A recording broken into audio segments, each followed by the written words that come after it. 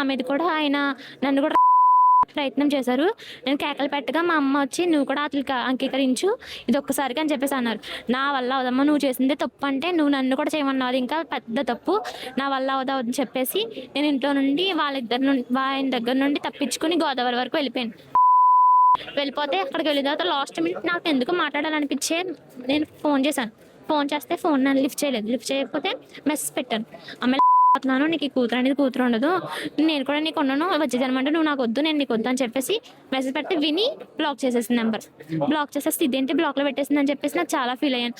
తర్వాత నేను రకాల అర్థం కాకుండా స్టేజ్లో ఉన్నాను. అయితే ఇంకా సర్లే ఇక్కడ వరకు వచ్చాను, ఇంకా 2 అడుగుల అని చెప్పేసి వెళ్తుంటే మా ఫ్రెండ్స్ చెప్పారంట పక్కనే రెంట్కుంటారు అనమాట. అయితే ఉంటే వాళ్ళు కనుక్కొని వచ్చారు నా దగ్గరకు. వస్తే ఏంటి ఏం జరిగింది చెప్పు అని అంటే నేను టాపిక్ డైవ్ వచ్చేసి నన్ను లాగపడి లంకల్పికి ఇంటికి తీసుకొచ్చారు. 7th జరిగితే 12th వరకు వాళ్ళ ఇంట్లోనే ఉన్నాను. అప్పటి వరకు నో రెస్పాన్సిబిలిటీ, వాళ్ళ నుంచి ఒక్క రెస్పాన్సిబిలిటీ కూడా లేదు. ఎక్కడ ఉన్నది ఫోన్ చేయడం కానీ ఏం జరగలేదు. వాళ్ళు ఇంట్లోనే ఉన్నారు, లోకల్ వేసుకుని ఇంట్లోనే ఉన్నారు. నాకు ఏ రెస్పాన్సిబిలిటీ అయినా వస్తుందేమో అనుకున్నాను, కానీ ఇప్పటి వరకు ఏది లేదు.